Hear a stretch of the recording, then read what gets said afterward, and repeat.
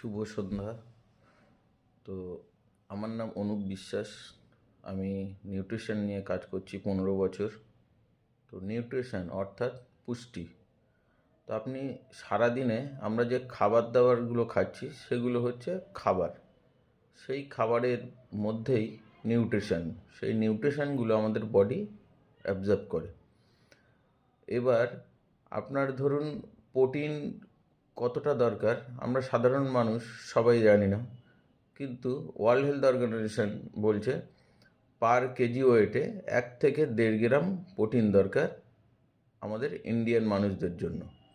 তো প্রোটিনের উৎসটা কোথা থেকে পাবেন? প্রোটিনের উৎসটা আমরা অ্যানিম্যালস প্রোটিন নিতে পারি, আমরা ভেজিটেবল প্রোটিন নিতে পারি। তো সব খাদ্য খাবারের মধ্যেই কম বেশি কিছু প্রোটিন থাকে।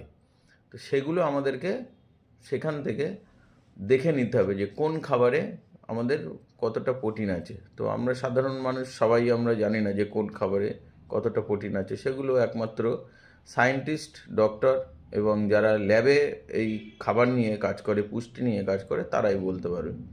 তো আসুন সেখান থেকে আমরা যদি সেই না পৌঁছাতে পারি সেই পর্যন্ত, তার জন্য আপনাকে কোনো বাইরে থেকে প্রোটিনের সাহায্য নিতে হবে। সে যে কোনো জায়গা থেকে আপনি নিতে পারেন, যে কোনো নিউট্রিশন সংস্থা থেকে আপনি নিতে পারেন। ওকে।